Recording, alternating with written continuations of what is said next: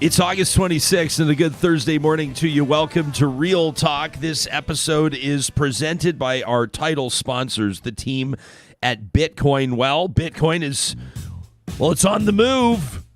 I was just checking in with Adam O'Brien yesterday. He's the founding CEO of Planet Earth's first ever publicly traded Bitcoin ATM company. We're going to get together in person as soon as we can. Don't worry, we'll keep lots of distance between us. But I said to him, I've got so many questions. There's so many new developments going on, and there's these new... And he goes, yeah, he loves it. He's passionate about this stuff. He said, remind Real Talkers in tomorrow's mention that we've got a whole team of people ready to answer questions about Bitcoin. I said, you know I will. And he said, and remind them where they can find us. And I said, you mean right at the top of the sponsors page at ryanjesperson.com? Real Talk starts right now. Here's Ryan Jesperson. So today's our Friday. Team's taking some wellness days.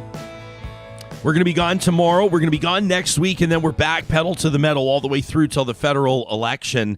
And you might be saying, are you guys? I'm going to drop this top button. I'm seeing the reflection. I'm realizing it's a little tight. If Thursday's the new Friday on Real Talk, we got to pop that button. That's cut loose. As long as there's not gold chains and chest hair popping out, I'm not too worried about it.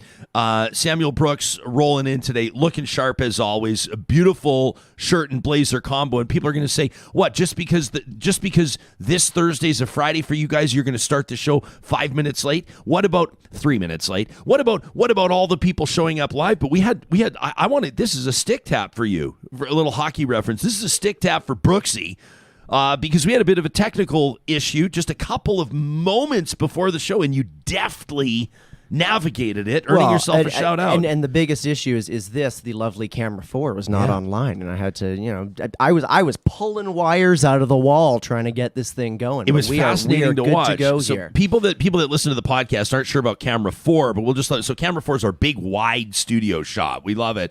It's how we're able to kind of show off the team and show the dynamic. And later today during Trash Talk, I'm going to be able to just be launching papers everywhere, putting the team at risk, quite frankly, of paper cuts. We've never really addressed that. With regards to things like workers' comp and things like that. Yeah, OH&S should never inspect the studio. Although we do have all the plexiglass. That's true. Yeah. So really, you could argue that we've taken those measures. But I didn't want to say anything to you while you were navigating these issues, because when a non-tech person like myself is around a tech person like yourself, my questions would not have been helpful to you. I think I would have found myself, what I was thinking when Sam's going, oh boy, because we're having some video glitches, and there's a little bit of stalling and a little bit of lag, and we're going, well, this could be problematic right before the start of a live show. A show that once that bird is off the ground, no looking back. There's no looking back. Hey, you want to know what real talk is? The real talk is that the minute that I invoke an airline metaphor, my heart sinks because it makes me think of the Kabul airport right now. And that's just real talk. While we joke around and find seriousness at the same time, absolute disaster at the Kabul airport right now. We're going to be talking about that in just a second. But Sam, I'm sitting there watching you work and troubleshoot, and I'm thinking, did you try unplugging it and plugging it back in? Did we do the basic equivalent of that? 90% of the time that works, right? It's like, and I mean, I will lift the veil a little bit and tell Real Talkers a very big part of my job is turning it off and turning it on again. Yeah, well, but when you're not here, that'll be a real problem for anybody else. Have you tried unplugging it and plugging it back in? In just a second, we're going to talk to Jessica Davis. You know what I like about this? Can I just say, usually you don't spell it out. Broadcasters don't spell it out. That's not what you do. You just try to do it. You try to have people actually not notice the fact that you're transitioning back and forth from serious to silly, from silly to serious. But I know that this audience is here with us for this. And I saw some interesting commentary online right now. People going, how can people be posting things about happiness and your summer vacation, or you're posting this, that, and the other while all hell is breaking loose in Afghanistan? And I was reading that. I kind of walked with that yesterday, that sentiment, and I thought it's kind of real life, isn't it? When we take a look at things that break our hearts or infuriate us, just wait. I mean, Trash Talk later today is people are pissed. And I hope that it's a cathartic exercise.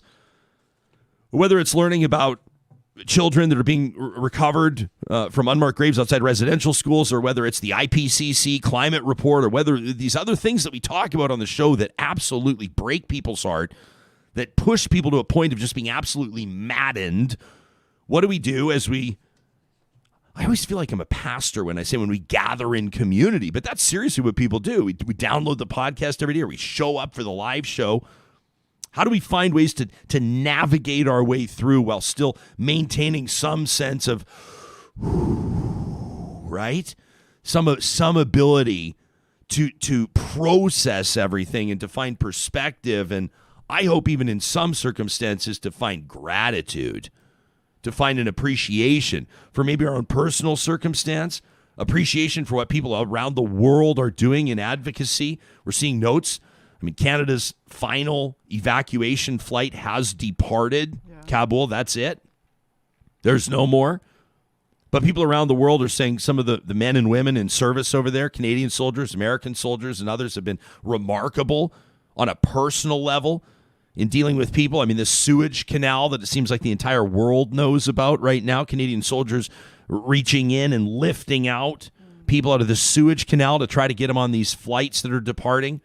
And then today, what's believed just moments ago, I mean, you may be hearing this show later in the day, but as we talk live now at around 8:40 Mountain, 10:40 Eastern, about a half an hour ago, it's believed, maybe 40 minutes ago, what's believed to be a suicide bomber targeting that exact sewage canal. Casualties unknown right now. I mean, this is real life around the world, and of course it influences our perspectives on so many things. We talked yesterday about the federal election campaign, whether or not that'll factor in. We talked to Harman Kandola from the World Sikh Organization, what they're doing, advocates from around the world trying to get Sikhs and Hindus out of the area because they know, based on history, the implications of being a religious minority under a Taliban government. In just a second, Jessica Davis will join us. She's worked with FinTrack and CSIS. I mean, she's a terrorism expert, in particular, a financial intelligence analyst. And I'm looking forward to her analysis of how the Taliban got to the point it did and who or what might be behind this take back, if you will, I know, that has the world appalled right now. A little bit later on in the show, we're going to talk about good behavior in politics. What? Yeah, so it's going to be a very short segment. We've got a few mayors joining us. All of them here from our neck of the woods, so to speak. His Worship Mayor Gandam out of Wetaskiwin, Her Worship Mayor Heron out of St. Albert, and Her Worship Mayor Duncan out of Alberta Beach. We wanted to follow up on that conversation. May 26th, you may remember back on Real Talk, we checked in with our friends at the AUMA, the Alberta Urban Municipalities Association, about this pledge that they were putting out. It's obviously a voluntary one. They wanted political candidates to sign on to this pledge. We thought, let's follow up and see what the uptick has been on that. I mean, have people, if it's a voluntary commitment to a pledge to be honorable during a campaign, doesn't that kind of nail a few people's feet to the floor when it comes to the strategy they're probably going to employ? We'll find out who took that pledge. I wonder if they'll start naming names of candidates who didn't. We'll ask for the list. I'll ask them to nail it to our door. We'll see if they agree. And I also want to get into the idea of a provincial police force, whether or not that's a good idea, whether or not mayors in the province of Alberta want it. And, of course, we also have a couple of things coming up. Our regular Thursday feature, Eat Your Words and Trash Talk, because the week is compressed. So there's going to be a lot of venting going on the show today, which is okay. I hope by the end of it, people kind of feel like, that feeling when, you work with a personal trainer and it really sucks and it hurts, but at the end of it, when you're looking in the mirror and you're dripping with sweat and you feel like, you go, that kind of felt good. That's like after you work out and like day 2 you're sore and you're like, oh, that's a good sore. It's a good sore. That's a good sore. I could barely get up the stairs, but it felt so good. I remember that after I worked out. It was about 7 years ago now, and it was such a great feeling. This show is presented by a team of sponsors that are absolutely amazing, including those at Jet Set Parking. And we wanted to remind you, you can fly nonstop starting October 31st from Edmonton to San Diego with Swoop. Nonstop. Why not park your money in the bank and park your car at Jet Set? Here's the deal. If you already know you're going to be traveling, and it's not just that San Diego flight, if you're going to be traveling via the Edmonton International Airport, If you go online to jetsetparking.com and book your parking before the end of August, so you've got 5 days to do it, doesn't matter when you're leaving, just book your parking by the end of August. The promo code RealTalk is going to let you park for $5 a day. $5 a day for travel all the way through to the end of 2022. Not 2021, the end of 2022. If you book your parking before the end of August at jetsetparking.com, use the promo code RealTalk and you'll get it for $5 a day. How great is that? We also wanted to remind you there's an amazing promotion going on at the Dairy Queens of Northwest Edmonton and Sherwood Park. Our good friends at the Dairy Queens in Palisades, Nemeo, Newcastle, Westmount, Y Gardens, and Baseline Road said we wanted to do something meaningful in the context of reconciliation. And so they got in touch with the amazing team at the Wetaskiwin Society. For the entire month of August, you have just under a week left. Every child matters. Every cone counts. $1 from every cone sold will go to the Wetaskiwin Society, where they provide amazing opportunities for healing women that have survived both residential schools and cancer. An opportunity to attend those retreats thanks to the support of people like you. And also a big shout out to the team at Friesen Brothers. They know the weekend's coming up. They know everybody's squeezing as much as they can out of these remaining weeks of summer. If you're going to be getting into the grill again this weekend, don't forget about those Hatch chilies. I know I keep talking about them because they're amazing, from Hatch, New Mexico. Change it up a little. Impress your family. Impress your guests. Swap out the bell peppers. Swap in the Hatch chilies. A very unique flavor. Not too hot. They're great on salads too. It's all part of Friesen Brothers, bringing you the best and freshest ingredients, proudly Alberta grown and Alberta owned. You can find out more at friesen.com. As mentioned, it's a tragic day at the Kabul airport. It's been a series of extremely difficult days as the United States prepares to pull its troops.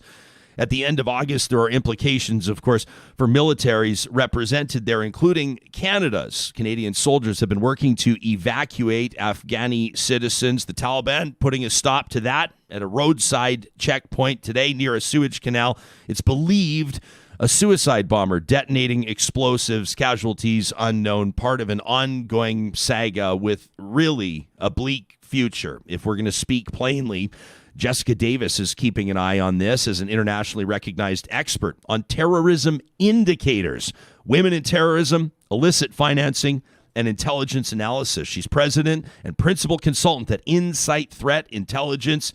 She spent more than 15 years in the Canadian security and intelligence community, including at CSIS and FinTrack. Jessica, it's great to have you here on Real Talk. Thanks for making time for us today.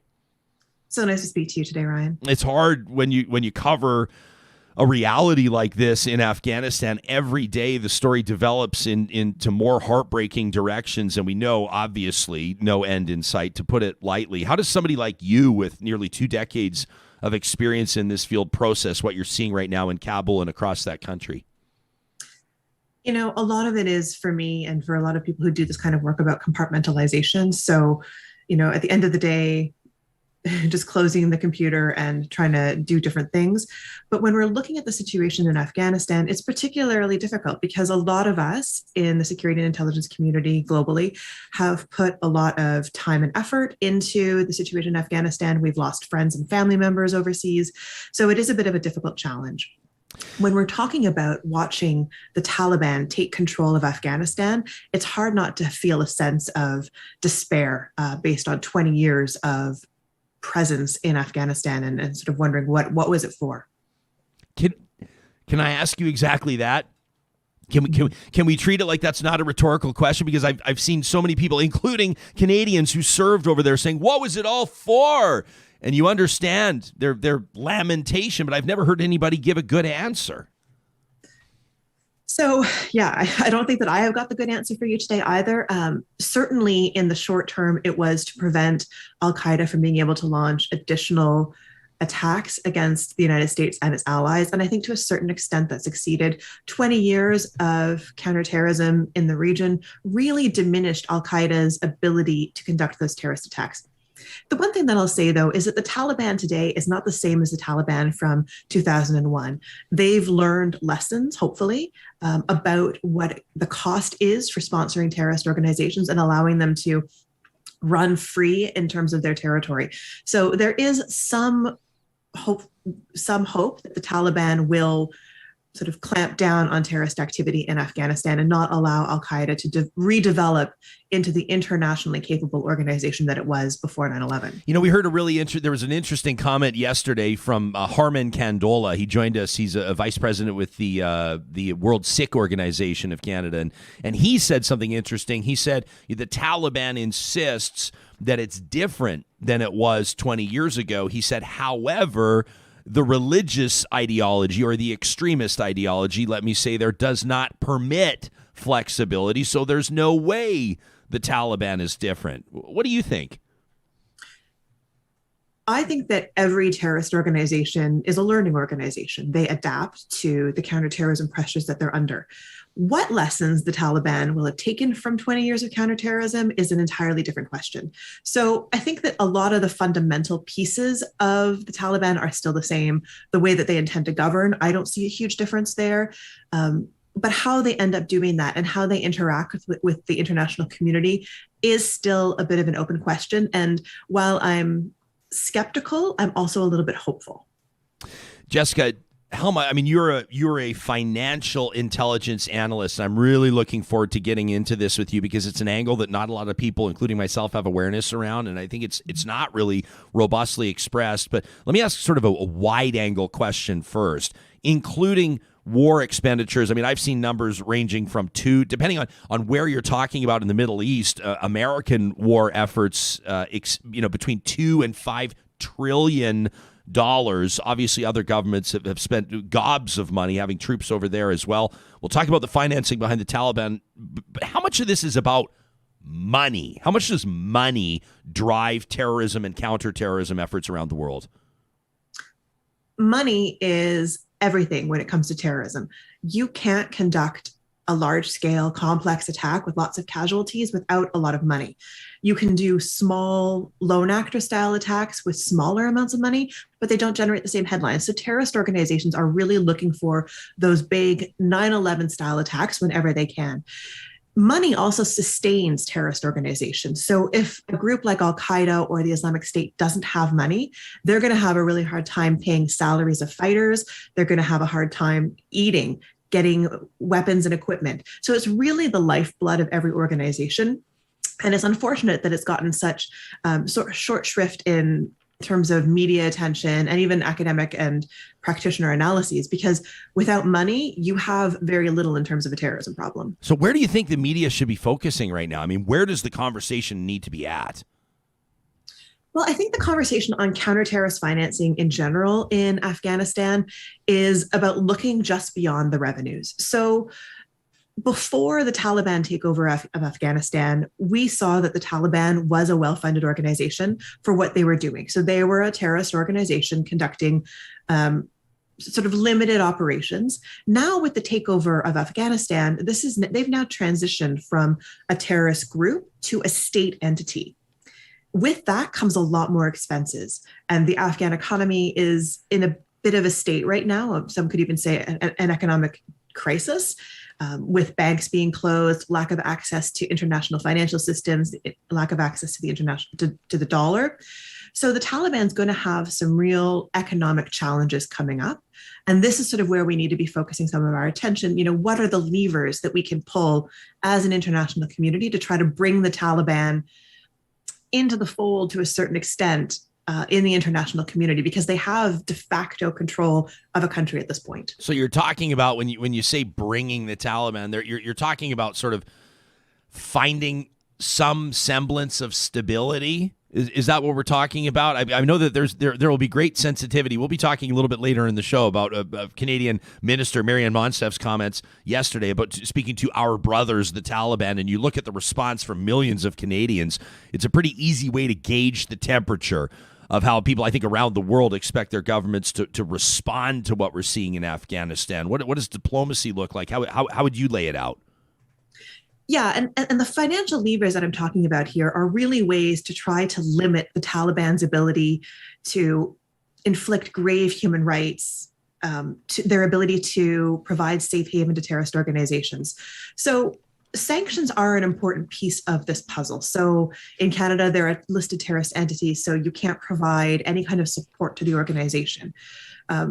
To a certain extent, that prohibits really a lot of financial transactions with Afghanistan, but there are other measures that maybe need to be taken in terms of listing specific members of the government. This is all the kind of ways that we can, as an international community, exert pressure on the Taliban and try to constrain their activities. Because unfortunately, the reality of the situation is, I don't think that there's any international appetite to remove the Taliban from Afghanistan. Like that ship largely sailed. So now we have to look at our other tools that we have, and most of those are really financial at this point. You're talking about the obvious. You're talking about no appetite to send troops back in.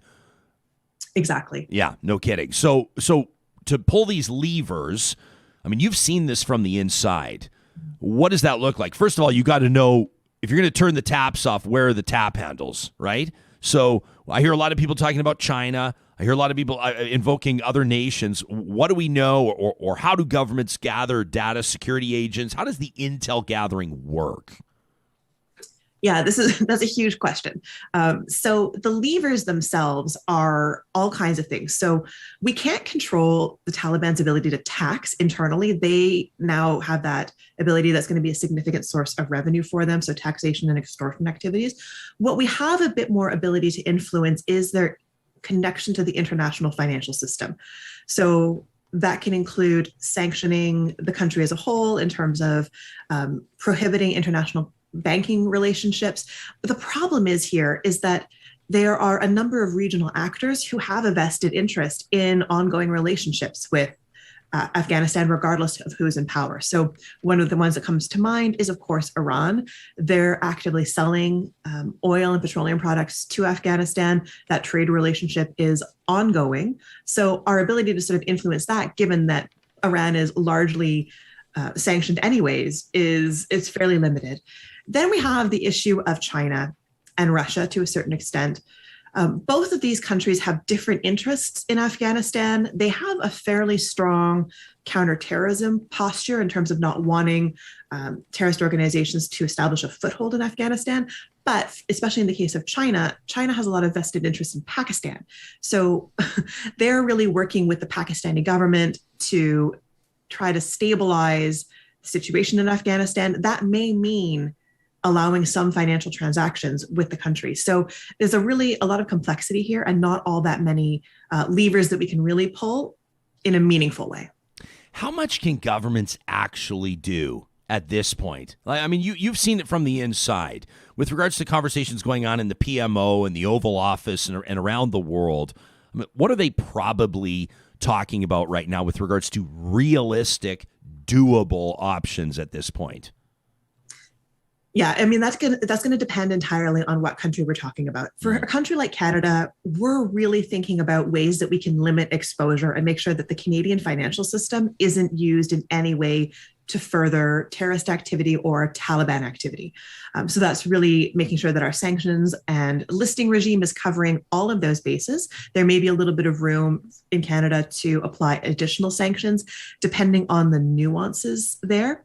For a country like the United States, who has a lot more ability to control the international financial system and access to the US dollar, they're looking at additional sanctions, what specific sanctions they can apply to make maybe particular individuals in the Afghan government, make their lives a little bit more difficult.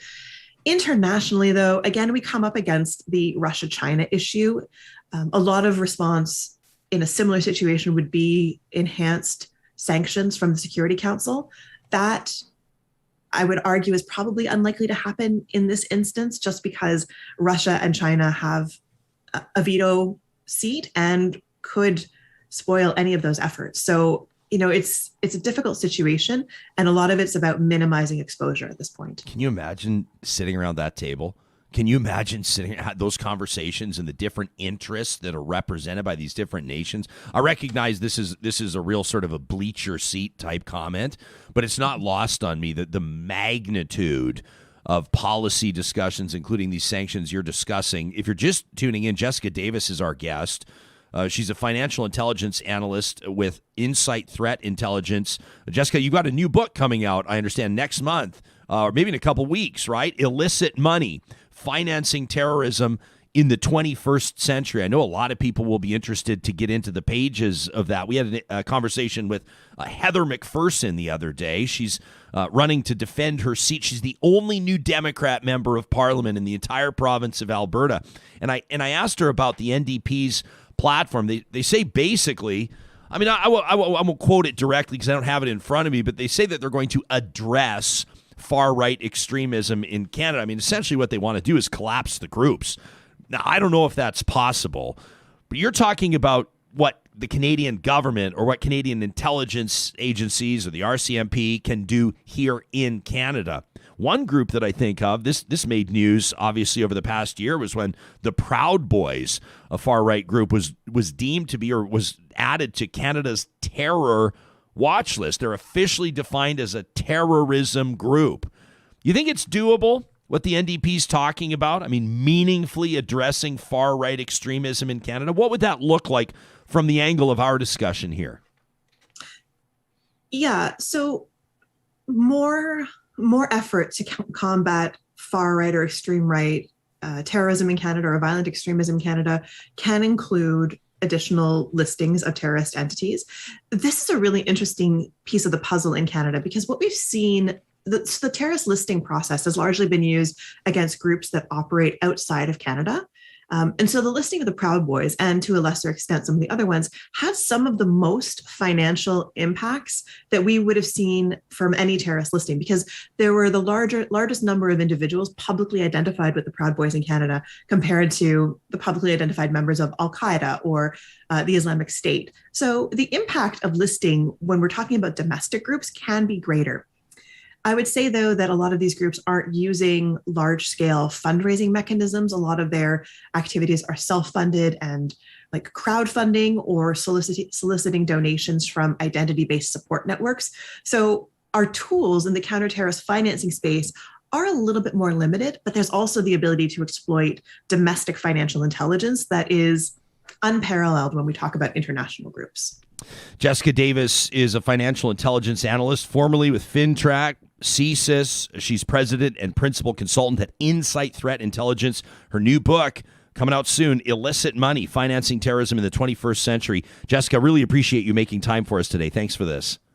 Thanks for a great conversation, Ryan. You bet. You can send us your thoughts, Real Talkers, on this. I know we're going to have, when we say, your thoughts on Afghanistan, geez.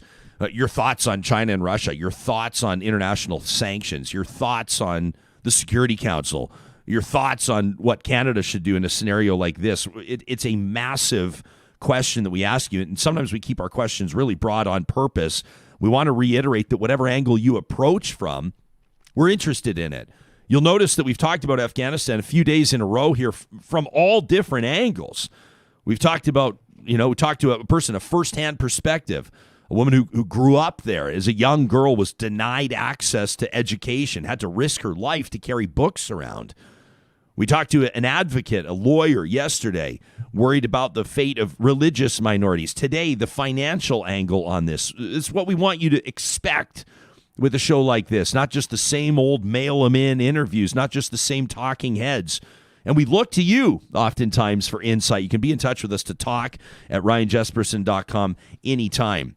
Before we talk about civility in politics, if it is a thing, before we get into conversations with a few different mayors on upcoming elections and that pledge and a provincial police force, let me remind you that we know that a whole bunch of you are either back to school. Ran into a guy yesterday on the sidewalk. He tells me his son's already been at football tryouts for 2 weeks. I mean, back to school is already a thing for some people. And of course, over this next week or so, that's going to be the reality for thousands of kids. More on that in Trash Talk. But right now, let's steer you to westworld.ca. I wanted to remind you that our friends at Westworld have kicked off their Back to the Future School and Work sale. That means that when you buy a new Mac with Apple Care Plus at Westworld, they're going to give you up to $100 to spend on awesome accessories. Or if a new iPad Pro with Apple Care, that's like the one I have in front of me right now, Apple Care Plus, if that's on your shopping list, you'll get $50 in instant savings on accessories. And of course, you can save hundreds of dollars in addition to that by trading up your current Mac or iPad. When you do that, have confidence that the team at Westworld is going to transfer your data for free. Make sure everything you want off that old unit is properly and securely removed. Just part of the service you get when you shop at Westworld. We're also excited, my wife Carrie and I, to let you know that on September 11th, we're throwing a big tailgate gathering. Don't worry, it's going to be outdoors. There's going to be lots of room for everybody. But it's because we're celebrating DeRoche Villages. That's right, a homecoming event to kick off back to school and the CFL football season. Your opportunity to tour beautiful show homes by Daytona, Jamin, Landmark, Pace Setter. And we're going to send 75 small groups to the Elks Stampeders game. More details will be arriving in the inboxes of our Patreon supporters. They've got first access to this coming up on Sunday. The next Sunday, if you subscribe to our Real Talk Sunday message, that's our free email that goes out every Sunday. We'll have details there. And of course, we'll keep you in the loop coming up as September 11th approaches. In the meantime, you can check out DeRoche online on Instagram at DeRoche.homes.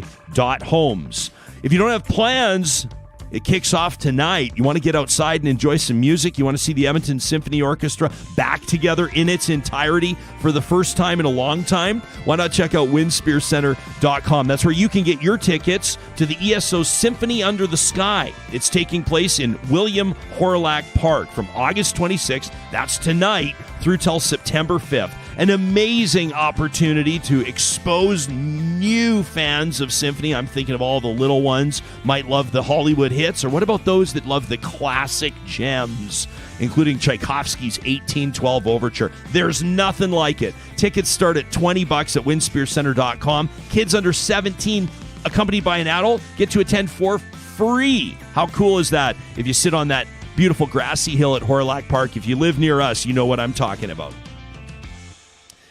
Every Thursday, courtesy of our friends at Prairie Catering, we offer somebody an opportunity to eat your words. As mentioned, presented by Prairie Catering. Now, you've probably seen this clip online yesterday, making the rounds.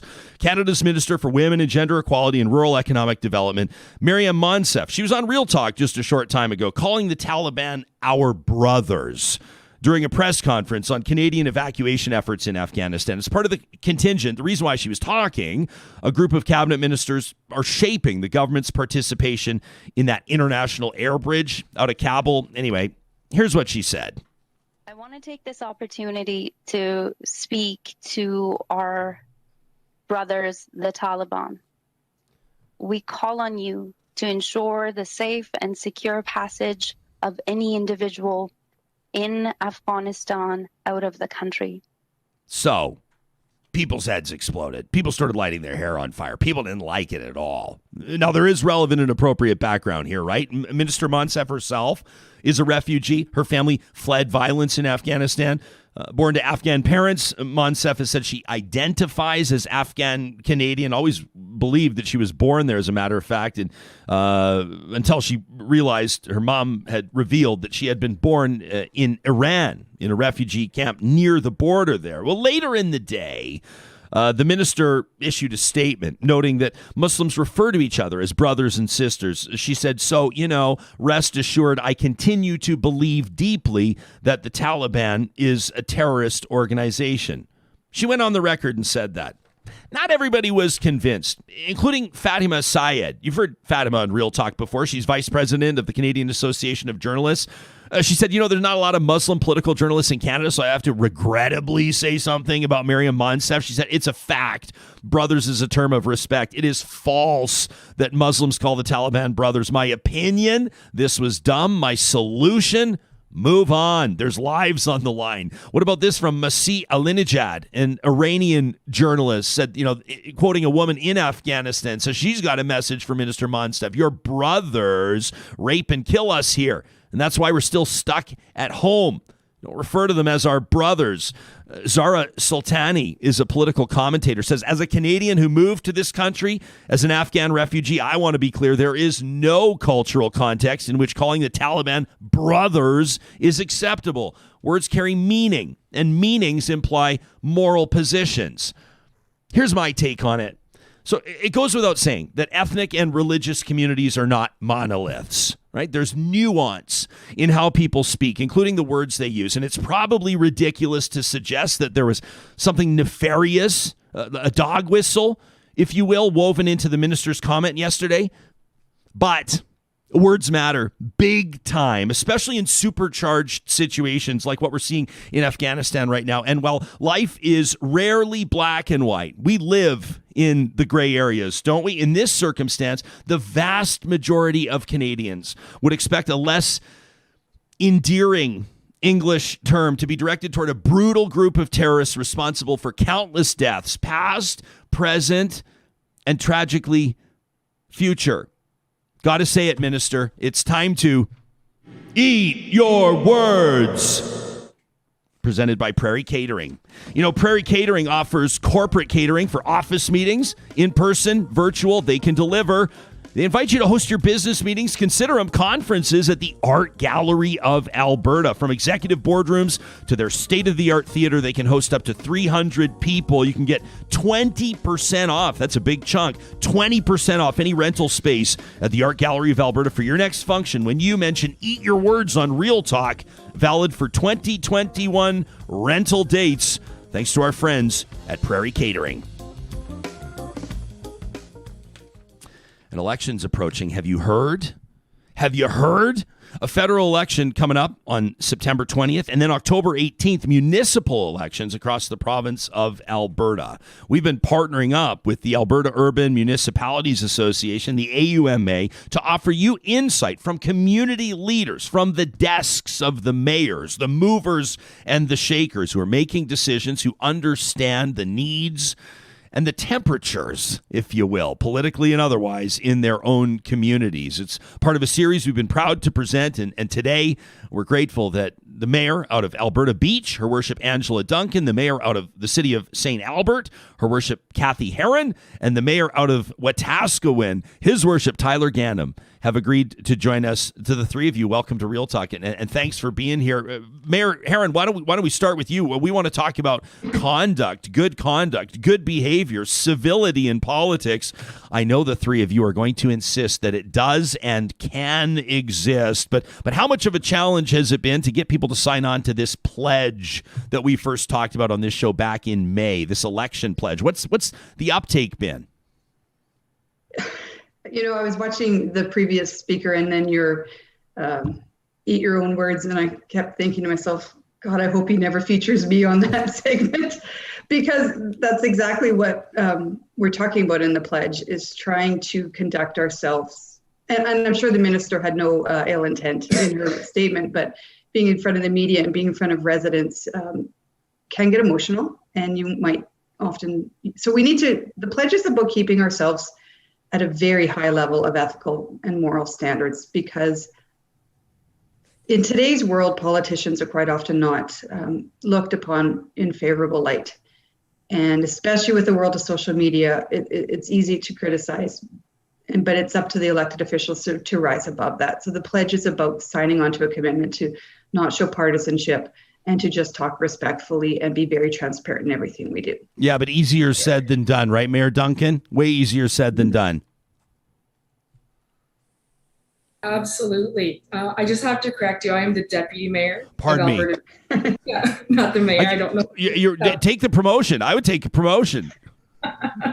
Thank you. But it is certainly much easier said than done to demonstrate all of the principles that we believe are important in a democratic society, especially at the local level.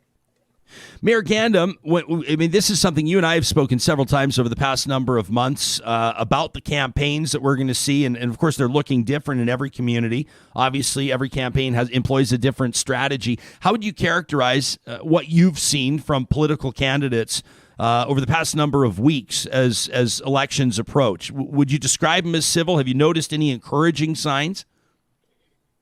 It's been really quiet lately. I don't know if a lot of people are seeing the abuse that elected officials will take in their roles or their positions, because there hasn't, and in my community, there hasn't been a lot of people that are putting their names forward or expressing that they're going to be running for it. So it's been really quiet in terms of the election and the campaigning and maybe the mudslinging that would normally be going on. And I've seen some pretty bad elections in previous terms where it got really bad and made a person, even myself, question why I would get involved with something like this if I was going to be facing an opponent that would act or treat another candidate the way that they have been. Can I ask you in follow up? Do you have moments? Have you had moments where you go, why am I even doing this? Absolutely. There is no question in my mind. I just announced this week that I was going to be seeking re-election, and it was a lot of soul searching and trying to figure out if what I'm doing is what I want to continue doing. And part of that is the social media aspect of how people treat elected officials. And it's not just in my city, it's all across the province. I get the opportunity to meet with and talk to a bunch of members of council from across Alberta. And I'm not the only one taking that kind of abuse. Many are.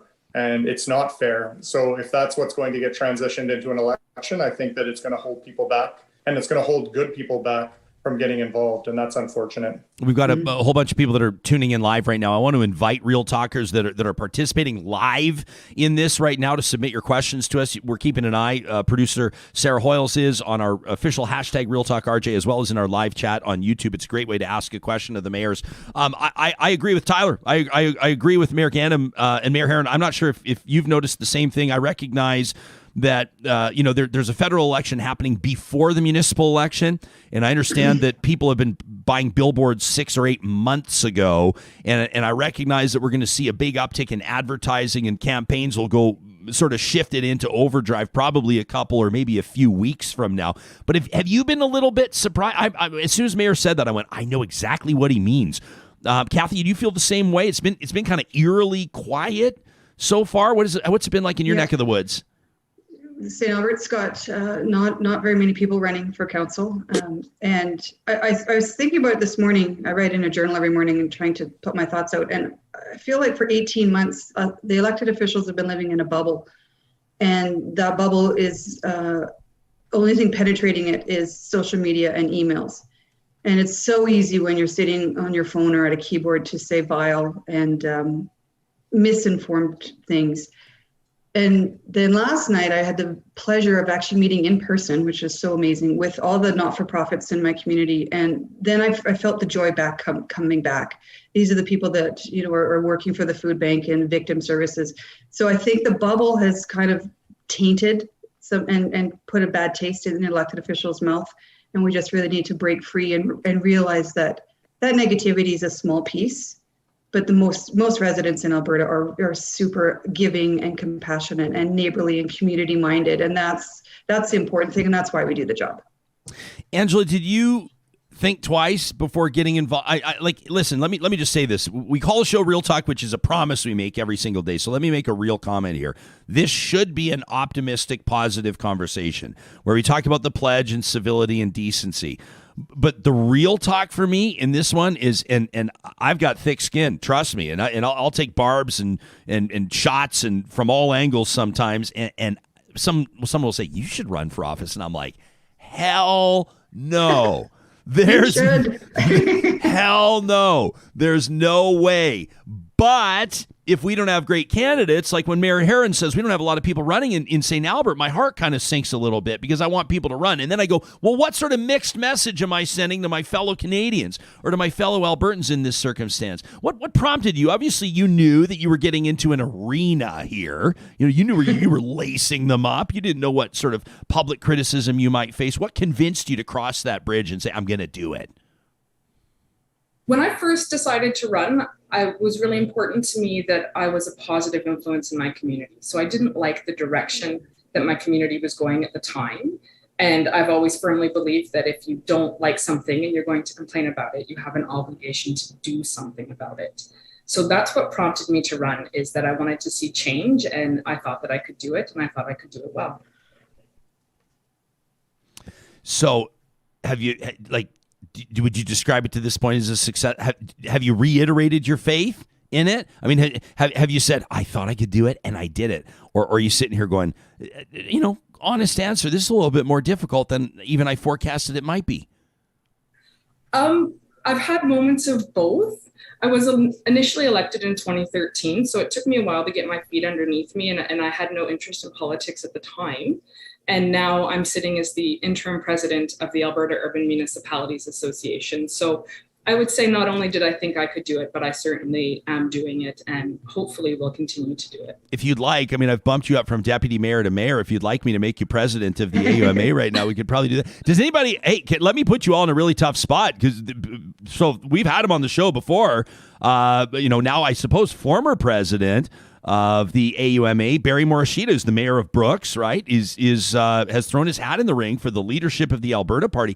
Am I allowed to ask the three of you what you make of this? Because this is newsworthy. I think this is kind of an interesting storyline. Is anybody feeling like you want to comment on this one or not?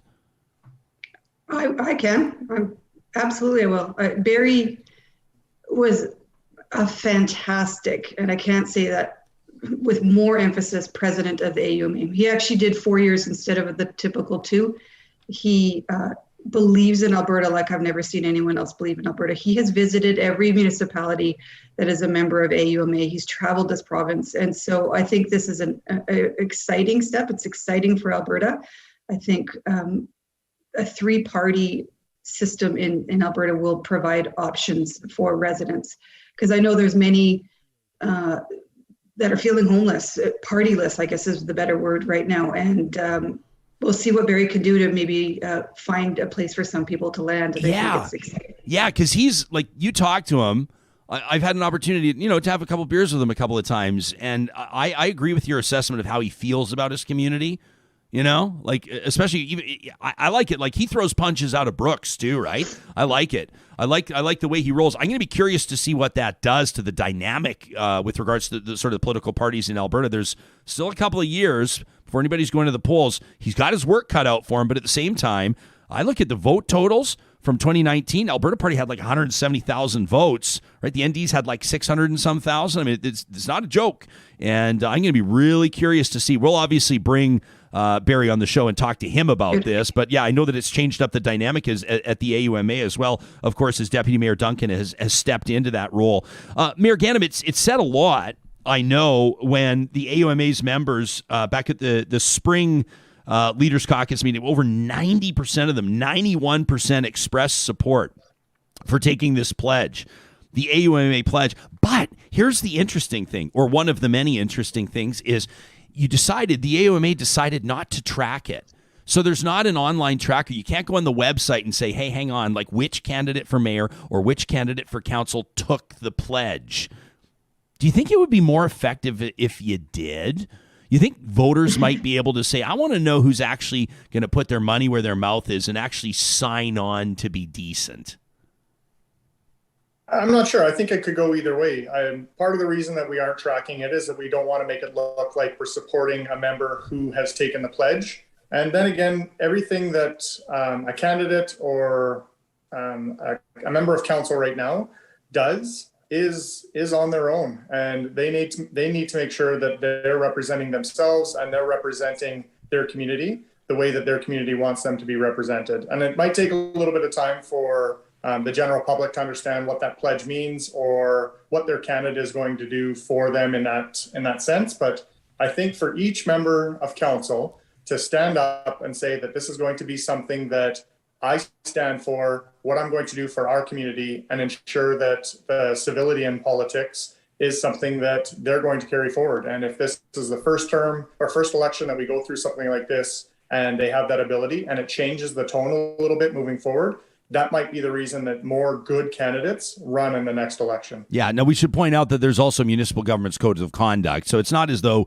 it's a free-for-all if you haven't taken this voluntary pledge. And I want to talk to you about the three of you about that in just a second. Mark makes a fair comment on our live chat. I've got to throw it into the mix. He says, let's not assume that Barry Murashita is going to win the Alberta Party leadership race. As a fair comment, I should note that, of course. There have been some just absolutely bizarre rumors out there.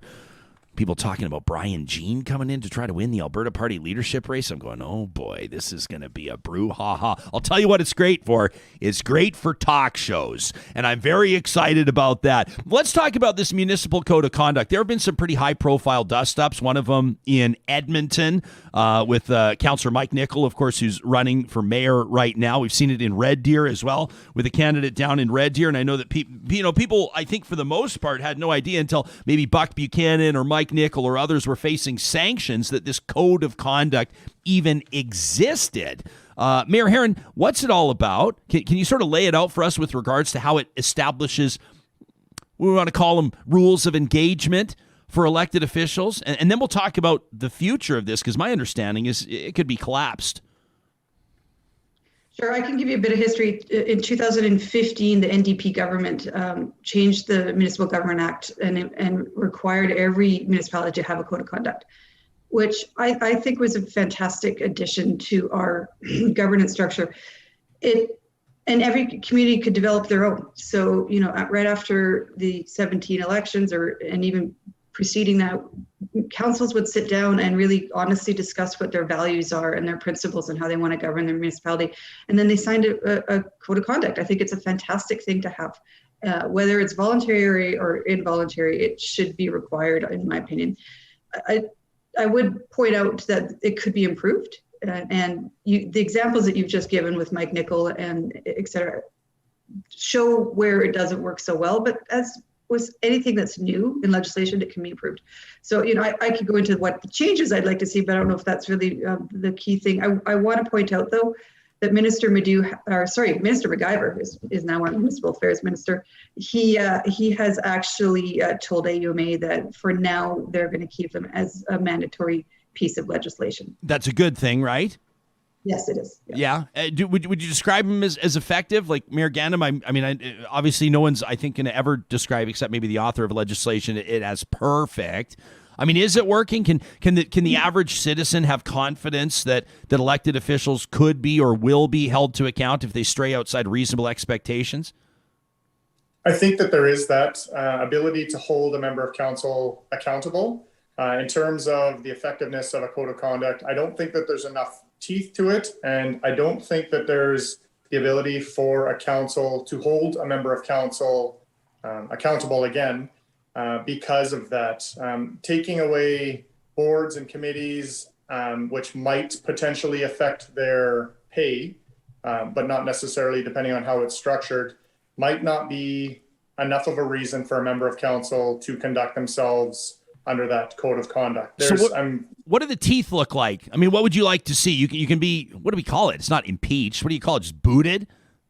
Well, I think as an employee, you get written up, and then you have the verbal or the written warning, the verbal warning, and then possibly termination. And I think if there's going to be legislation from the province on a recall, I think that the same should be said for a member of council who breaches the code of conduct.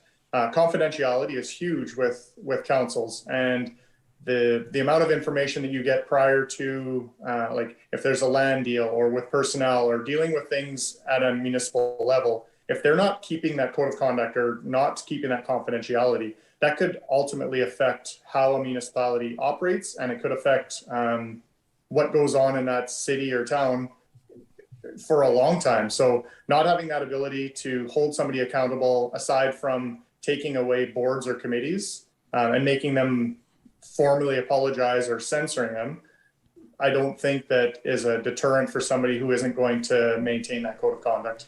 I have such a man, people can be made martyrs, right? And to me, part of the whole sanction thing, or the sort of like effectively hitting mute on somebody, allows someone to essentially nail themselves to a cross. And I have a real kind of inherent pushback against that kind of a thing. I'm not sure if anybody, you mentioned you opened the can, not me, Mayor Gandam, recall legislation. I don't know if anybody actually believes that we're going to see meaningful recall legislation. I don't know who wants the fastball first, but Deputy Mayor Duncan, why don't we go to you? Do you think that we're going to see it? You think that Albertans are going to see anything resembling meaningful recall legislation from the provincial government? I'm not sure how effective the recall legislation will be at the municipal level. There are concerns from smaller communities, actually, with the requirements of the recall legislation. So if it's being done on percentage of population, in a small community where you maybe have 400 people, it actually doesn't take very much to get to the point of a potential recall. And the dynamics in a small town can be quite different, and we all know each other. I can't walk out my front door without being stopped. So I do see the potential of it being abused for some small communities. But when we look at our larger centers, no, I don't think that the legislation will be overly effective. Yeah, I mean, I'll insert my own editorial comment here. I think it would be fascinating if the provincial government, which is polling quite low right now, popularity-wise, were to introduce recall legislation, that they'd put anything out that would threaten any of their financial or career well-being or otherwise. Mayor Heron, anything you want to add to that? The bar is too high for St. Albert. You would have to collect like 7,000 odd signatures. Yeah, that's too high. Yeah, I mean, you sort of get to a point where you've got the former reality TV star Donald Trump, who said, I could have shot somebody on Fifth Avenue and still got elected. I think it gets to the point where recall requirements are so out of reach that you might as well not have legislation in the first place. That's my hot take. I'd be curious to know how real talkers feel about this. Can we talk about a provincial police force? I mean, rural crime is a real issue. But I'm not sure that I've ever heard somebody lay out a plan that I think is really going to be effective, aside from spending a whole bunch more money to provide way more resources for these communities that need them. But here we have community leaders with us, including from Alberta Beach and Wetaskiwin. Mayor Gandam, would you consider it a rural center or no? I mean, it's an urban municipality, but when we're talking rural crime, you can probably chime in. I would say that we're still facing and addressing rural crime in a smaller city, 13,000 people. So definitely we're more rural than we would be urban. So when it comes to talk of a provincial police force, I know that the provincial government is trying to talk to Albertans and say that, this isn't going to be some big cost bleed that nobody asked for in the first place, that we're going to be able to pull it off. I'm sure that there's some cynicism, but there's other models. Ontario does it. As an example, do you think a provincial police force could be something that might address this in meaningful fashion? What are your thoughts on the idea? I don't think that it's going to change the dynamics of how policing happens in Alberta. I'm really interested to see that PwC report that should be released later this fall on how and why a provincial police service is going to change what the RCMP is doing. I'm the mayor of the most dangerous city in Alberta, and we have been listed this by Maclean's for 3, if not 4 years. And I don't see how the change in police service is going to change how we're going to police the crimes that we've got going on in Wetaskiwin. So maybe I'm missing something completely, and maybe something in the report is going to showcase what it is that we're missing here, and that's the change that we need. But I can't see it from my perspective. Political advisors, strategists would probably say, "Hey, man, keep a lid on that. Don't say out loud that you're mayor of the most dangerous city in Alberta. It's not going to attract investment. It's not going to do anything for real estate in Wetaskiwin. What prompts you to just throw it out there?" We're heading this thing off, like we're taking it on as best that we can. We've been having a great relationship with Minister Madu, who has given Wetaskiwin a grant where we're going to see 10 RCMP members coming to the region to help battle that. Our RCMP are dealing with twice the provincial code calls for service. Our crime severity index is 2.5 times the provincial average. We've been begging the province for help to address this, and thankfully they've stepped up and they're bringing us the resources that I think is going to take to get us back on track. But in no way am I going to shy away or say that we don't have a problem here in Wetaskiwin. We do. And so if that's what it takes, and that's the relationship that we need to take with the province to make sure that they understand what we're facing, I'm glad that they've come to the table and helped us out. And I look forward to seeing the difference that we're going to have over the next 3 or 4 years. Are you able to put your finger on something? I mean, are you able to say when you see a rise in crime rates or certain types of crime or whatever, you would have access to way more statistics, way more insight, obviously, than I would from here. Is it unemployment? Is it the economic downturn? Is it the opioid crisis? I mean, is there something that you can say this is what we think is driving it? We've had a high crime rate for a number of years. So I think it's the social and economic climate that Wetaskiwin has. Lower level of education, lower level of income plays a big factor in that. And not having the social programmings that go along with it is going to be a huge part of why we change the direction that the city is in right now. So we're not going to police our way out of this. Right now, what we're doing is making sure that we've got supports in place for the RCMP that are working in Wetaskiwin. With that comes the social programming and making sure that we've got counseling for mental health and addictions, and we start looking after that side of it. It's the mental health and addictions, I think, that is driving the crime rate, not just in Wetaskiwin, but I think throughout the province. I think you're bang on. And I keep hearing that from experts, not just politicians. Nothing against politicians, obviously. But you talk to mental health experts, you talk to health and wellness experts, you talk to counselors, you talk, across the spectrum, sociologists, etc., and they will all say you're not. I mean, it doesn't even matter, right, Deputy Mayor Duncan? You know what I'm talking about. It doesn't even matter. You can pick any subject with regards to social issues that politicians will attempt to address, and you could probably say to all of them, you're not going to police your way out of this. I would say that's a pretty accurate statement. Rural crime and policing, although they're intertwined, are not necessarily working together. Even if I have an RCMP cruiser that shows up to my house 5 minutes after I call them, it doesn't change the fact that I was broken into, and we need to address some of those socioeconomic issues that are causing the increase in rural crime, and we need policies to address that. We do need better and more policing. I would say that that could be accomplished with the RCMP and working with the service that we currently have. And not having seen the PwC report, I don't know which way would be cheaper, but I can assume that the loss of federal grants would play a significant impact in a transition to provincial police service. But even if we are successful and we get boots on the ground and we get better response times and better service in rural Alberta, if we don't address those root causes, it doesn't really fix anything. Can you, I was going to say, can you take us all out to Alberta Beach? I would keep that invitation open. I'd love to get back out there, especially right now before the leaves start to fall. What a beautiful part of the country it is. But can you take us there with regards to, can you give us a bit of an idea of the dynamic there? I mean, how many people there are there? How many RCMP officers you might have at any given time, and maybe some of the real issues? Like, can you give us a bit of a synopsis of what your community looks like right now?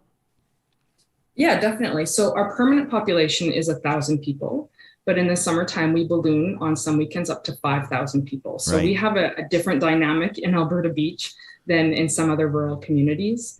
But our policing is not necessarily adequate. And I think my community would tell you that. We do have a community peace officer, but our RCMP comes from Spruce Grove, which is, if you're driving the speed limit, just under half an hour away.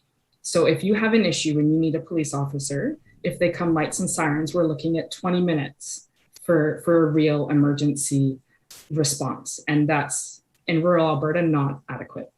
That's, oh my gosh. I mean, you almost, right now, my brain is saying, don't put this into the universe. But I'm like, I'm sorry, if I'm that nefarious type of person that is emboldened enough to kick indoors and conduct either B&Es or home invasions, depending on whether or not somebody's at home, if I know, I mean, I feel like this is a scene out of a movie where the bad guys start the stopwatch. If I know that I have 20 minutes from a 911 call to a potential police response. Gosh, can somebody do a lot in 20 minutes? I hate to put it that way, but that's the reality.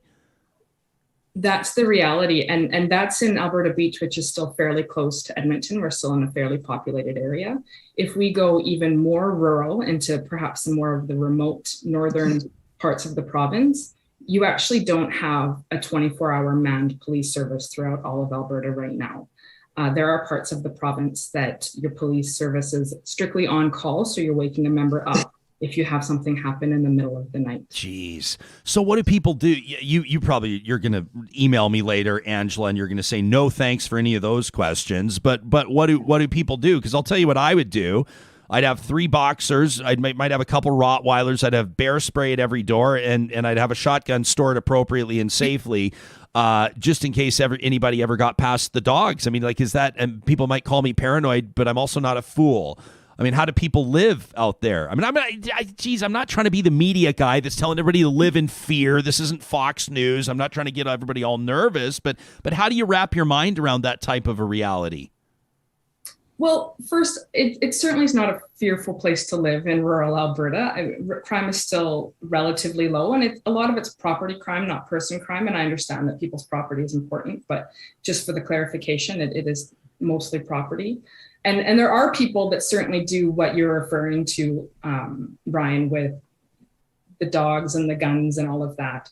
I will say a lot of rural property owners put a lot of investment into security systems. There's a lot of cameras, there's gates and fencing, but more importantly, it's the sense of community. So if somebody's doing something in rural Alberta and you're a good neighbor and you see it, you're going to let them know. Yeah. So there's a lot of community spirit and community building that goes into addressing crime, and just generally looking out for yourself and your neighbors.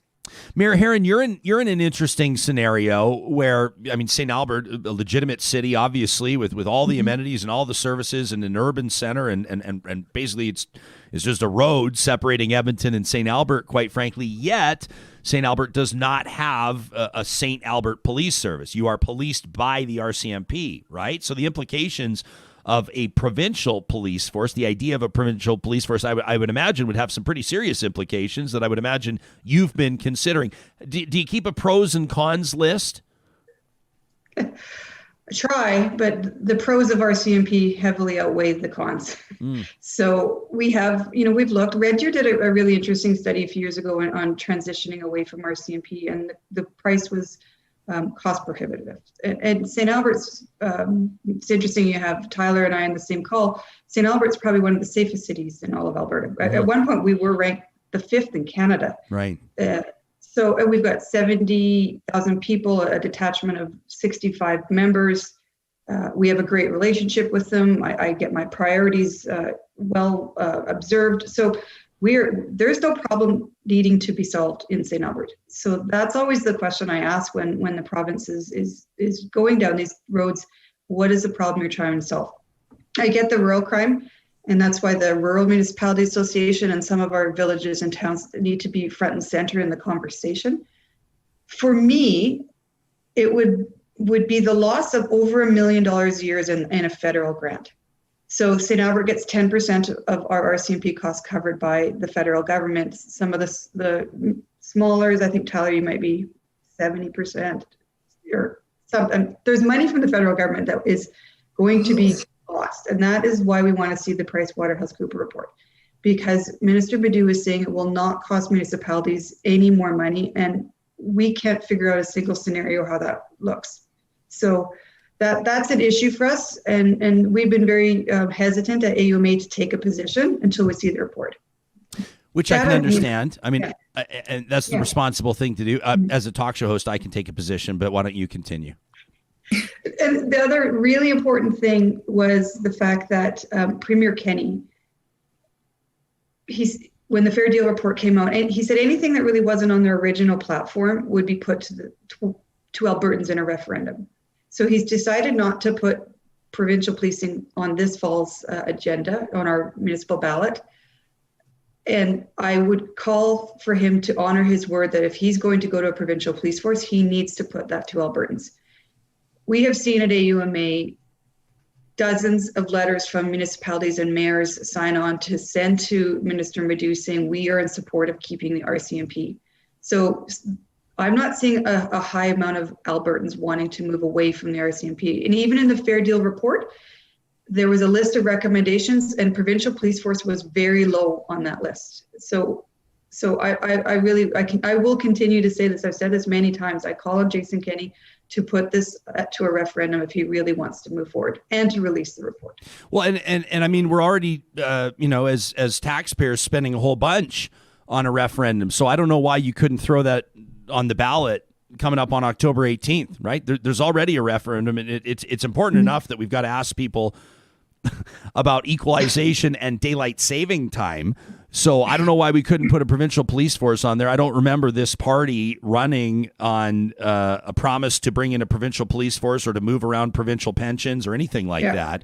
And I'm pretty sure that if it was another government formed by another party, that Jason Kenney would be screaming from the rooftops right now that he didn't go to the people in asking about this. I want to ask these three elected officials in just a moment why they think this is a thing right now, why they think the idea of a provincial police force is even being discussed in the province. But first, let me remind you that our friends at Park Power, Sarah's keeping an eye on the hashtag right now, RealTalkRJ on Twitter.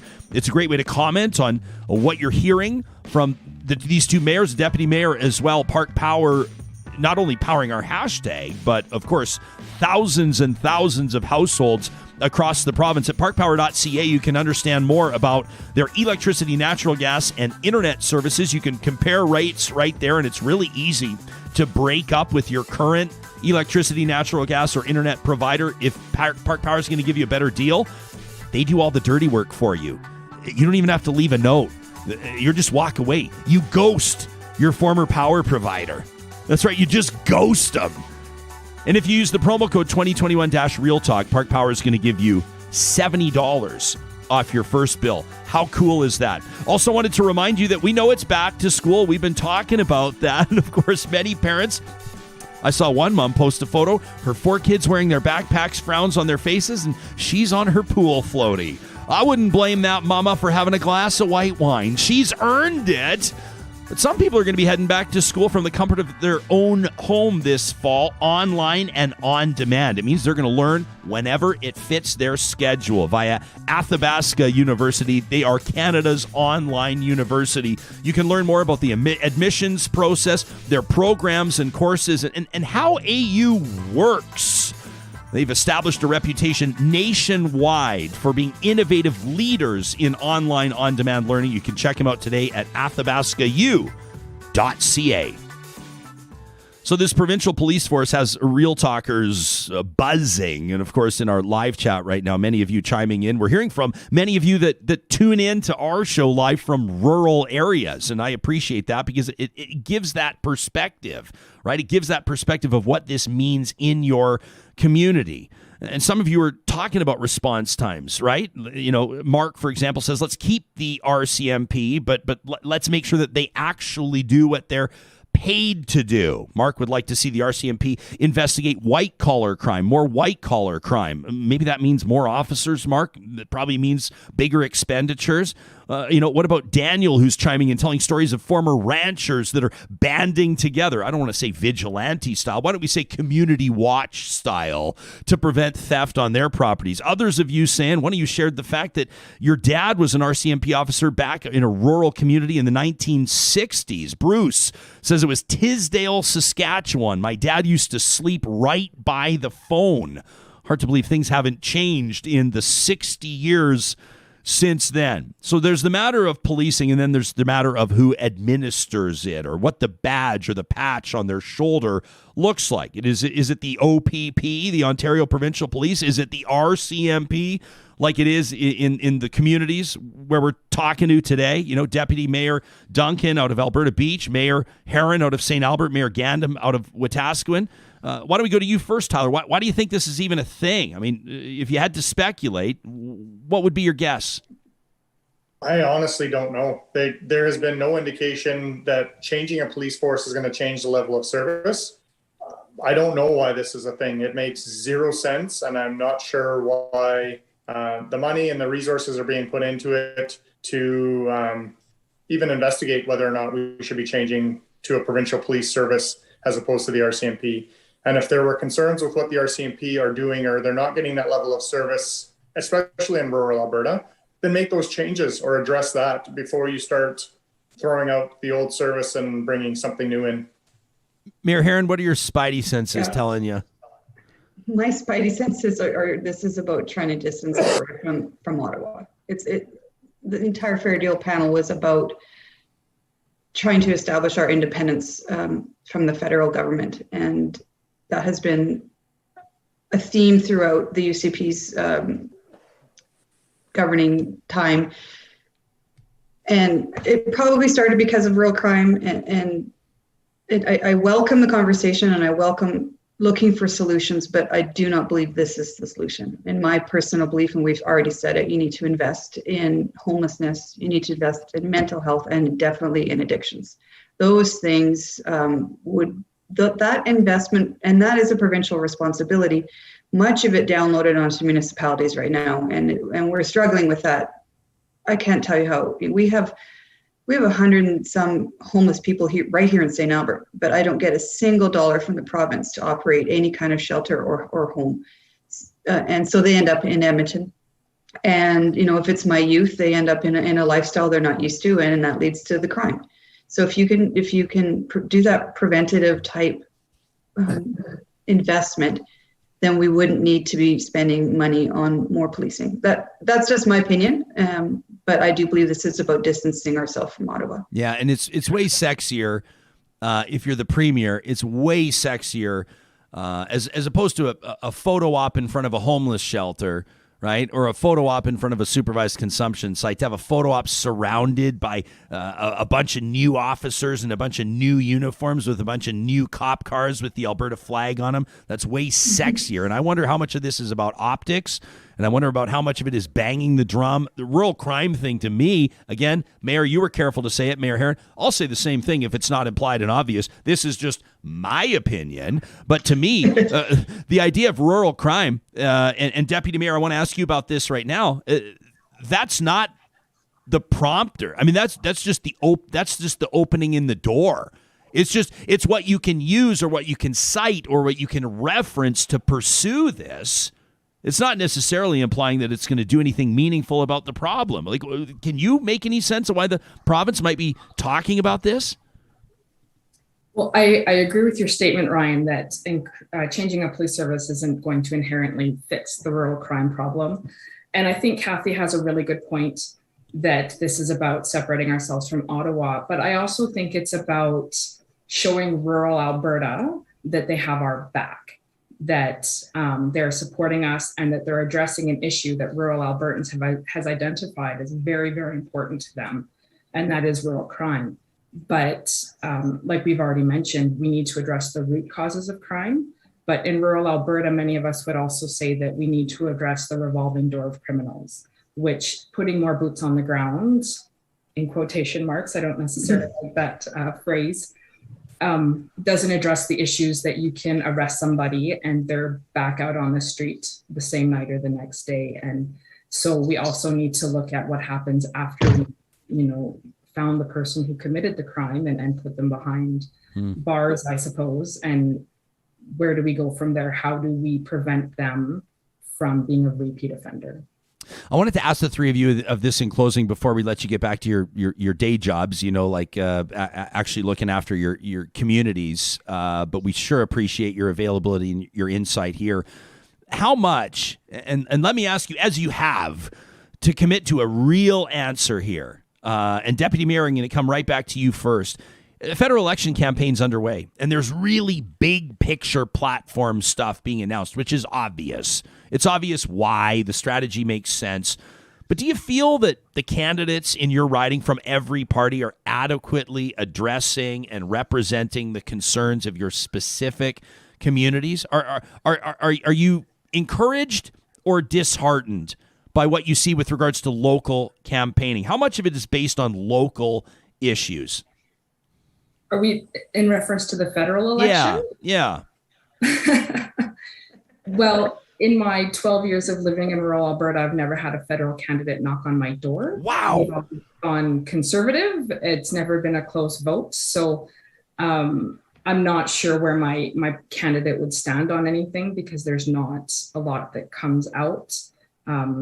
They're feeling pretty secure in rural Alberta. You've never had a candidate knock on your door in 12 years.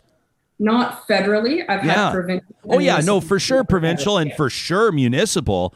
But I mean, that still knocks my socks off. I mean, I know that ridings are big and they got a lot of ground to cover, but there's teams of volunteers. Mayor Gandam, how about you? What about in Wetaskiwin? Do the people of Wetaskiwin feel like, you know, I mean, you say, listen, we're the most dangerous city in Alberta right now. Are there any implications with regards to what you would expect from a member of parliament representing you? Absolutely. I've got a really good working relationship with my MP. So I feel like we're represented when they're not the government of the day. For him to be able to connect me with other deputy ministers and other ministries federally, he definitely does look after the needs of the community. And I really feel like he has an idea of what's going on in Wetaskiwin and genuinely cares. I'll get phone calls from him quite often, making sure that I've got what I need. And if there's something else he can help with, he's definitely on it. So we're pretty fortunate in that sense. Mayor Heron, your community is an interesting one. You had a pretty popular member of parliament, Brent Rathgaber, who sort of stood up to Stephen Harper in a way, didn't he? I guess that's one way to put it. And then ran for re-election as an independent in 2015 and got, I mean, I've talked to Brent about it, and I don't think he'd mind me characterizing it as getting absolutely stomped by a guy who used to work for him, by your current MP right now, by Michael Cooper. And in my mind, I kind of went, wow. Like, if Rathgaber can't win and St. Albert as an independent, I don't know if... And then Jody Wilson-Raybould proved me wrong, that you can win as an independent. It is possible, but St. Albert, I think, spoke loud and clear that election that was conservative country, federally speaking. Does that translate into... I mean, do you perceive it? Do you still see honest efforts from candidates? Do you see people, I mean, with their, pounding and knocking on the doors and getting that material out there? Or is it the same sort of a thing that Deputy Mayor described? I love Brent. I voted for Brent, and I went to the party at that night, and it was so sad. I know he was a great conservative MP, and he stood for values, and that just highlights what party politics is. It's a machine, and people vote for parties, and they vote strategically instead of for their local representative, and that's why I don't ever want to enter into that realm, because I like the nonpartisanship of municipal politics. Michael Cooper's a good MP. He's made some decisions that Alberta or St. Albert doesn't agree with, but he's present. He's in my Rotary Club, so I see him quite frequently. He's easily accessible. And I don't see a race in Alberta. He will probably, he'll overwhelmingly win our riding. Yeah, I agree.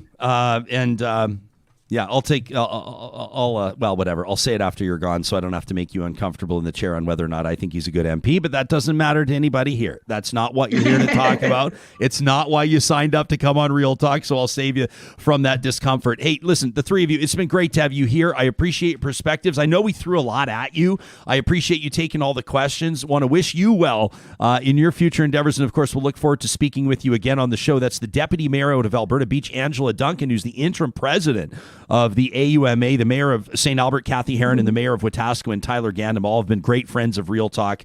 Appreciate your candor and have a wonderful weekend. Thank you again. Thanks, Ryan. It's really good to have the municipal realm highlighted on your show. So thanks. Hey, you got it. It's important to us because we know it's important to our audience.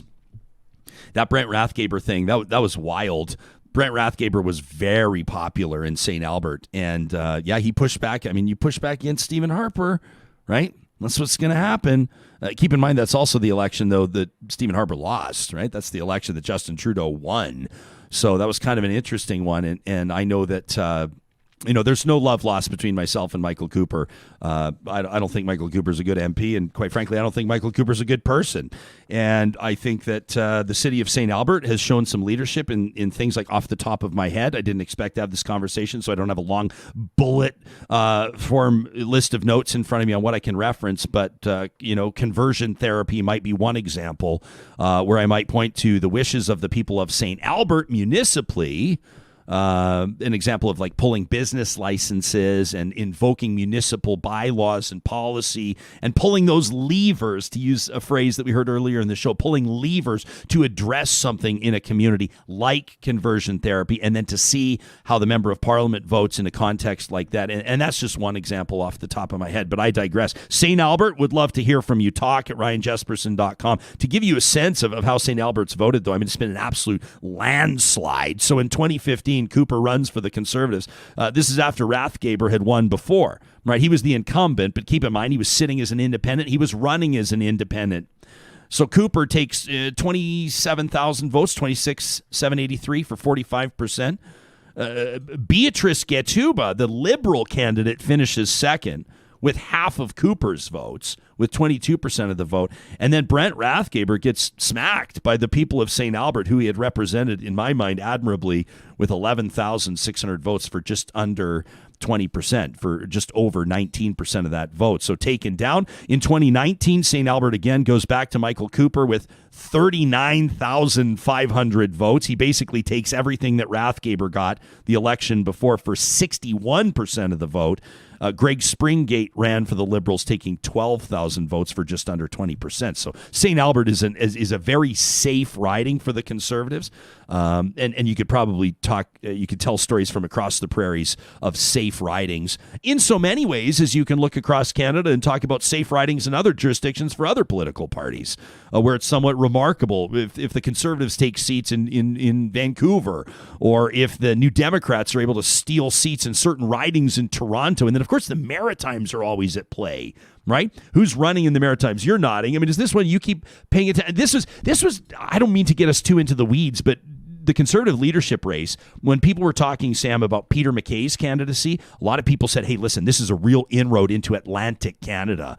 It didn't seem to resonate. Obviously, MacKay didn't win the leadership race, but the Maritimes seem to always kind of be at play to a certain degree. Yeah, I'd agree with you there. And it's also, I mean, one of the things that everybody remembers is like on election day, the Maritimes go first. They set the tone. They kind of like tell Canada sort of which direction we're going in because the results come in first. But it's I mean, I think conventional wisdom says the Maritimes have been a bit of a Liberal stronghold. But look at what just happened in Nova Scotia. Totally. They just flipped. Yeah, right. Yeah, exactly. Do you describe yourself? Are you in like?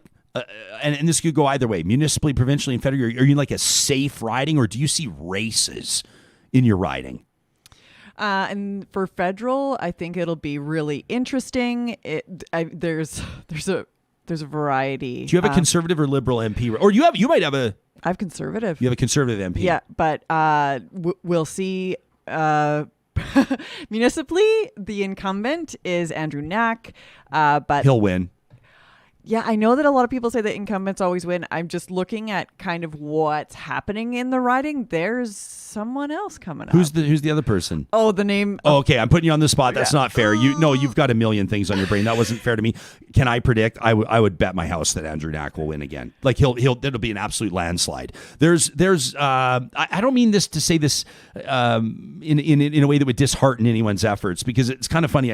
I'll come on the show and I'll be like, politics are brutal. Politics are terrible. There's no decency in politics. And then I'm like, we need better people to run in politics. You should run. And then someone will say, well, no, you should run. I'll say, not a chance.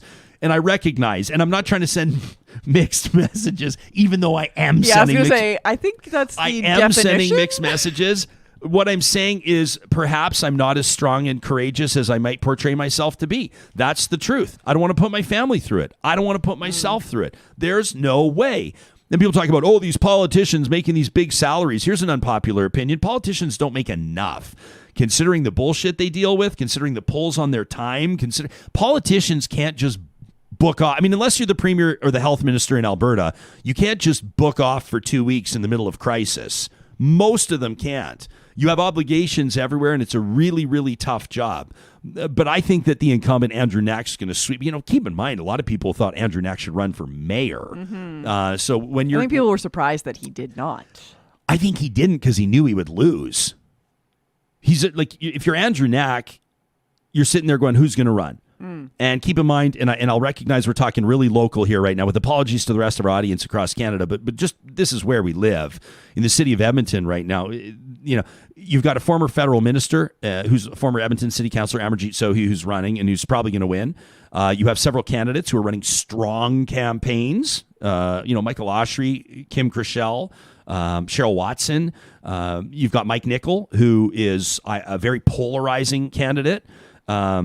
It's sort of up for grabs there. I think that there were probably backroom conversations, when the incumbent, when Mayor Don Iveson said, I'm not going to run again, there were probably conversations, okay, who is going to run? Yeah.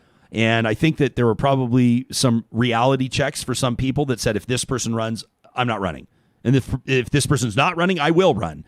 And I suspect that Andrew Knack was probably more encouraged or probably more enticed, let me say, by the opportunity to continue to sit on council than to lose a mayoral race, to raise $400,000 or $500,000 and then to lose, and then you're out of a job. Knack wanted to be a city councillor for years. If you talk to that guy, he wanted to be a councillor for years before he got the job. So I wouldn't be surprised.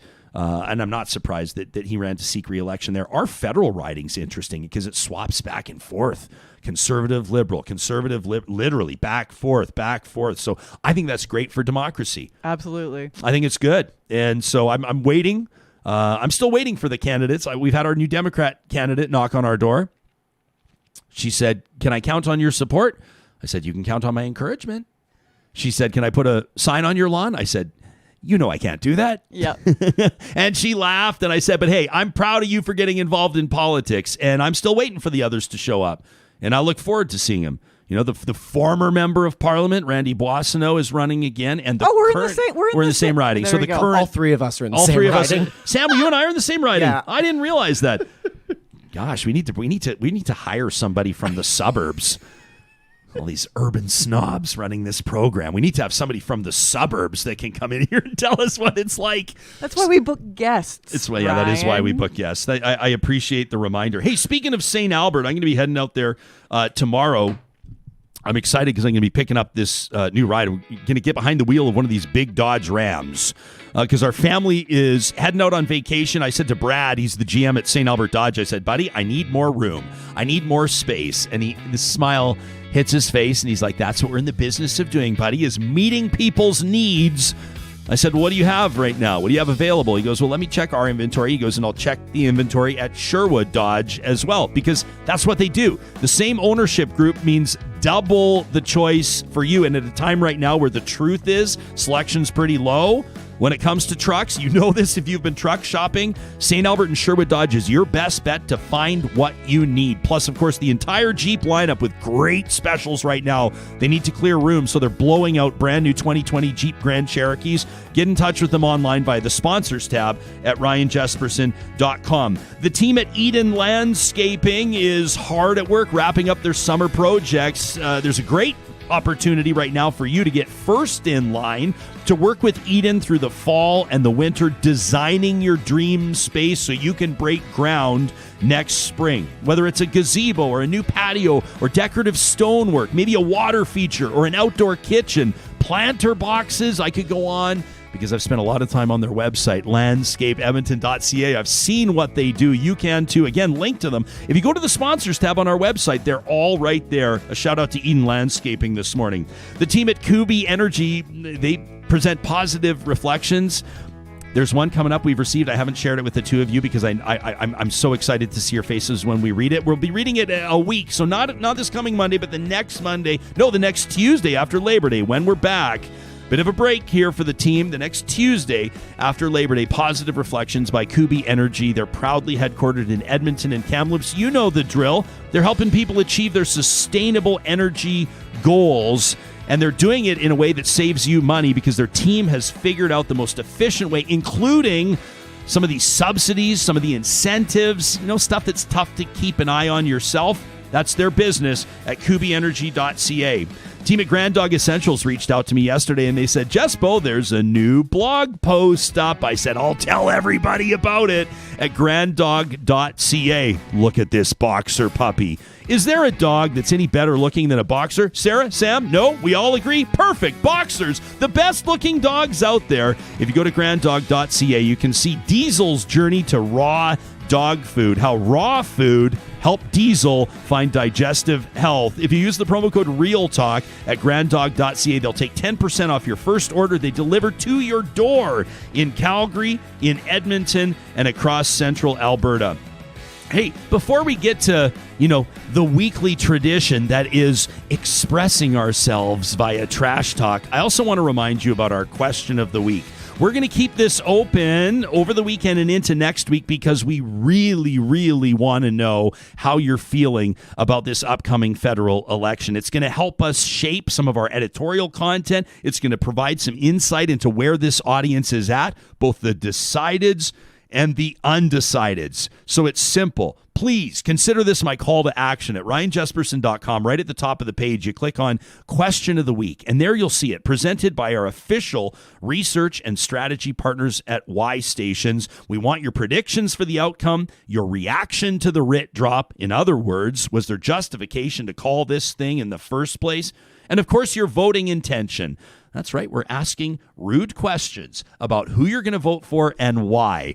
You don't have to sign your name to it. That's a good part. And of course, we'll be presenting some of the highlights of that, and our Patreon supporters will receive the top line report ahead of the election, which is super cool, showing where hundreds and hundreds of other Real Talkers are at. We encourage you to do that over the next number of days.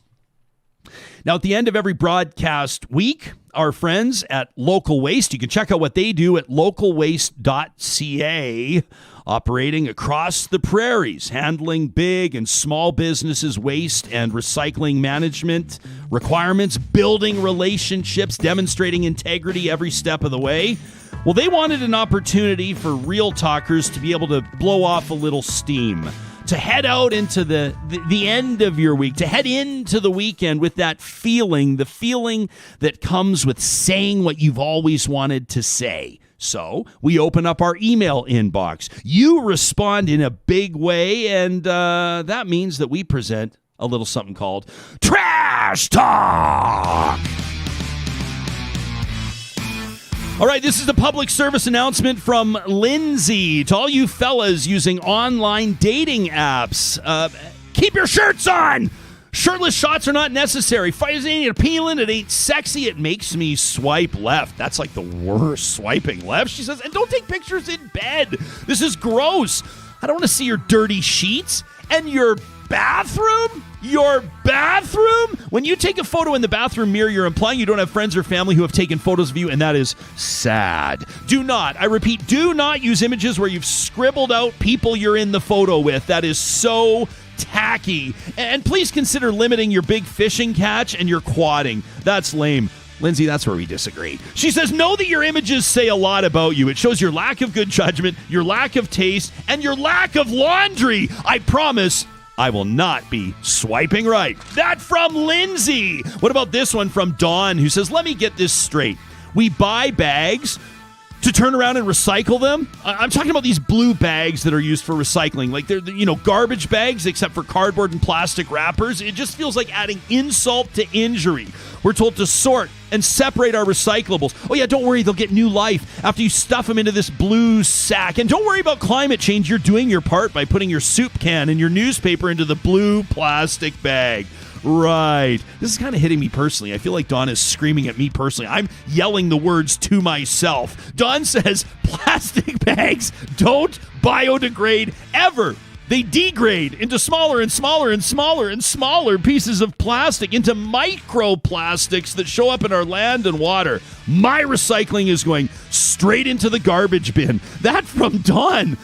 I feel like I can't go any further right now. I feel like Don put me on the spot. I feel like I'm responsible for microplastics being swallowed by baby turtles in Costa Rica right now. This one from Cheryl, who says the Alberta government is refusing to acknowledge and respect the new national holiday, the new Day of Truth and Reconciliation, formerly Orange Shirt Day, on September 30th. Just when I think I couldn't be more embarrassed to live here, Jason Kenney finds a new low. My husband and I have had a number of conversations over the last year with our girls about the possibility of moving and what that would look like for our family. Our own daughter is filling out university application forms, all of them, every single one, outside of Alberta. She's a top student. She just completed a summer research internship at the U of A. She has no desire to study here, where education does not appear to be valued. By the time our other two daughters have to decide where to study after high school, we hope to have moved to another province. Cheryl. She says we've run out of patience for the time it may take, even beyond the next provincial election, to fix the issues created here.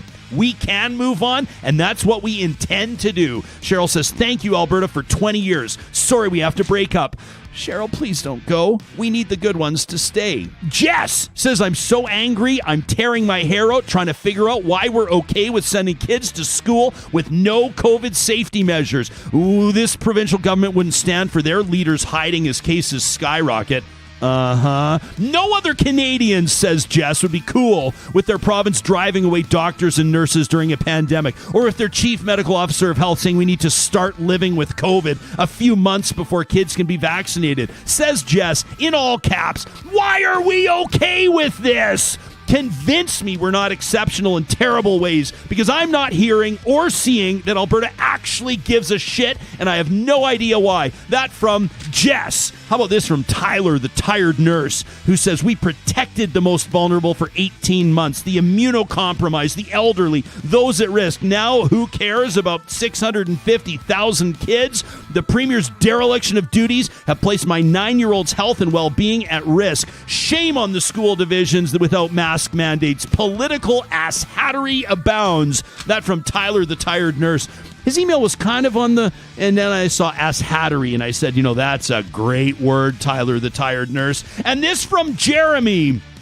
Jeremy says, I'm beyond fed up with the hypocrisy of this world. You know, we talk about how awesome we are, how innovative we can be. We got billionaires engaging in metaphorical sword fights, trying to get to space first while people starve. A generation ago, we'd vaccinate people without hesitation. Now people lose their shit when asked to save a life. People of faith preach tolerance and love while continuing to discriminate, persecute, and openly hate, while at the same time gaslighting those same groups by accusing them of violating their religious freedoms. We talk about safety cultures and workplaces, yet willingly destroy laws that keep people safe at work. And now we're contending with a Seinfeld-esque election that keeps us nothing but distracted. Jeremy wonders, when do we all finally realize that at one point or another, all of our shit stinks, and get our heads out of our asses and start giving a damn about each other? We want to save a world, but we don't want it to change because it's uncomfortable. But let's get real. We only grow when we're forced to be uncomfortable. And then he signs off, kindest regards, Jeremy. Well, our kindest regards to you, Real Talkers. As mentioned, we're taking some wellness days. This is our last day until the Tuesday after Labor Day. In the meantime, check out our YouTube archive. Check out our podcast. Catch up on shows you may have missed. And, of course, we'll be active to a certain degree on social media. Give us a follow at Real Talk RJ. Send us an email to talk@ryanjesperson.com. And keep on keeping it real. We'll talk to you when we talk to you. One love.